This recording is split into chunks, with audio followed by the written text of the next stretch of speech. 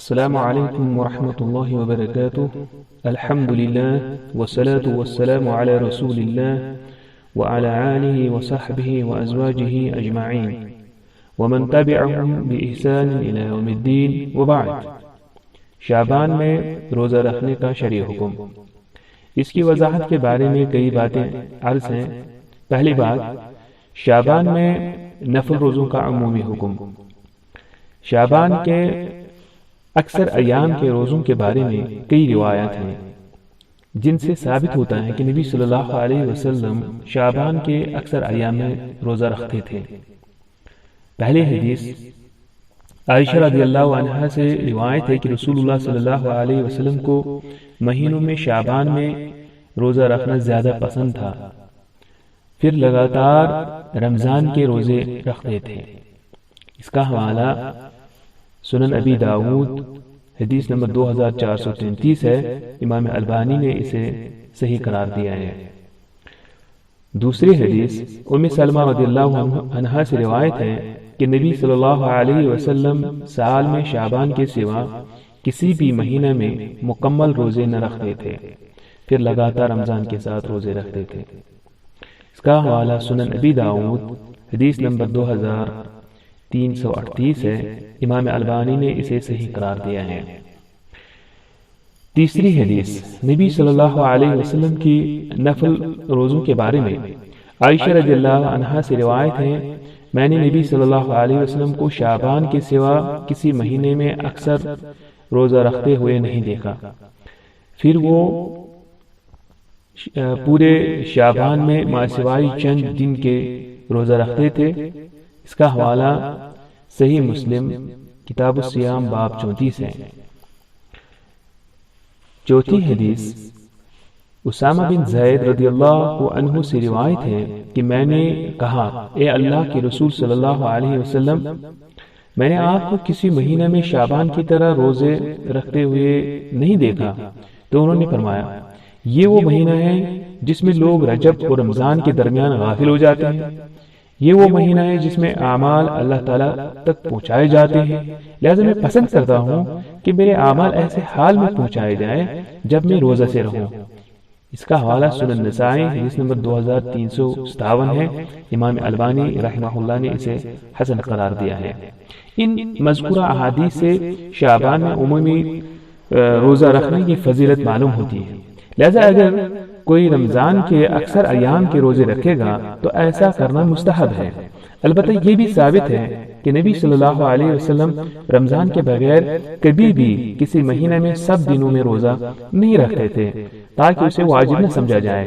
ایک روایت میں آیا ہے، ابن عباس رضی اللہ عنہ سے روایت ہے، رسول اللہ صلی اللہ علیہ وسلم نے رمضان کے سوا کبھی بھی کسی مہینہ میں پورے مہینے کے روزے نہیں رکھے۔ اس کا حوالہ صحیح مسلم کتاب الصیام باب 34 ہے۔ دوسری بات، نصف شعبان کے بعد کچھ دن روزہ رکھنے کا حکم۔ اب یہ ایک اہم مسئلہ ہے کہ اگر کوئی شخص نصف شعبان یعنی 16ویں تاریخ سے روزہ رکھنا شروع کرے اور اس سے قبل اس ماہ میں روزہ نہیں رکھے تھے تو اس کا کیا حکم ہے؟ اس کا جواب یہ ہے کہ ایسا کرنا جائز نہیں ہے۔ اس کی دلیل یہ حدیث ہے، ابو ہریرہ رضی اللہ عنہ سے روایت ہے کہ رسول اللہ صلی اللہ علیہ وسلم نے فرمایا، جب شعبان نصف مکمل ہو جائے تو اس کے بعد روزہ نہ رکھو۔ اس کا حوالہ سنن ابی داود حدیث نمبر 2339 ہے۔ امام البانی نے اسے صحیح قرار دیا ہے۔ مسند احمد کی ایک روایت میں ہے، حتی یکون رمضان، یعنی یہاں تک کہ رمضان آ جائے، اس کا بھی اضافہ کیا ہے۔ علامہ ابن تیمیہ رحمہ اللہ نے ان احادیث کو بیان کرنے کے بعد کہا جن میں شعبان میں نبی صلی اللہ علیہ وسلم کا روزہ رکھنا ثابت ہے کہ یہ احادیث اس حدیث کے خلاف نہیں ہیں جس میں نصف شعبان کے بعد روزہ رکھنے کی حرمت ہے، کیونکہ حرمت اس کے لیے ہے جو صرف نصف شعبان کے بعد روزہ رکھے اور اس سے قبل نہ رکھے، اور جواز بلکہ مستحب اس کے لیے ہیں جو نصف سے قبل روزہ رکھے اور پھر نصف کے بعد نہ رکھے، یا نصف سے پہلے بھی اور نصف کے بعد بھی روزے رکھے۔ اس کا حوالہ الفتاوی الفقہیہ الکبریٰ جلد 2 صفحہ نمبر 82 ہے۔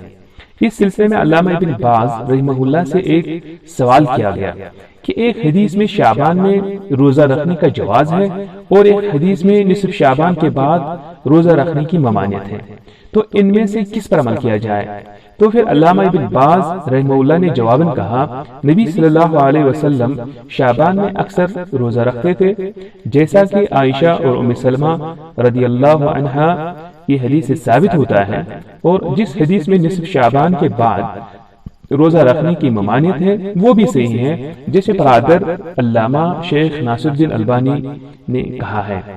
البتہ اس کا مراد یہ ہے کہ نصف شعبان کے بعد روزہ رکھنا شروع کرنا ممنوع ہے، البتہ جو مہینے کے اکثر ایام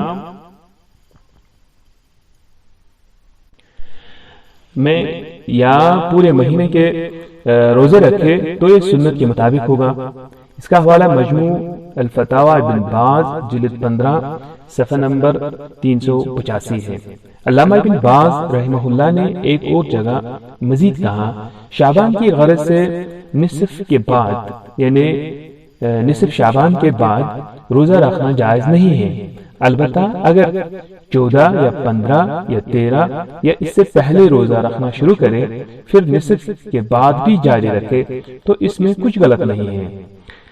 اسی طرح جب پورے مہینہ یا مہینے کے اکثر ایام میں روزہ رکھے تو اس میں بھی کچھ غلط نہیں ہے، البتہ جب مہینے کے نصف اول میں روزہ نہ رکھے اور نصف کے بعد شروع کریں تو اس سے منع کیا گیا ہے۔ یہاں پر یہ بھی عرض کرتے چلتا ہوں کہ بعض علماء کے نزدیک نصف شعبان کے بعد روزہ رکھنا جائز ہے، جیسے کہ علامہ ابن عثیمین کی رائے ہے۔ اس کا حوالہ الشرح المختصر علی بلوغ المرام ہے۔ تیسری بات، 15ویں شعبان کے خصوصی روزہ کا حکم۔ خصوصیت کے ساتھ 15ویں شعبان کے دن روزہ رکھنا کسی بھی صحیح حدیث سے ثابت نہیں ہے۔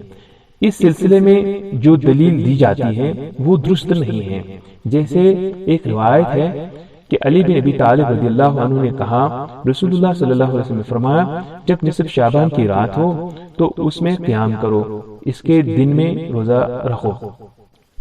اس کا حوالہ سنن ابن ماجہ حدیث نمبر 1388 ہے۔ امام البانی نے کہا کہ یہ سخت ضعیف یا موضوع ہے۔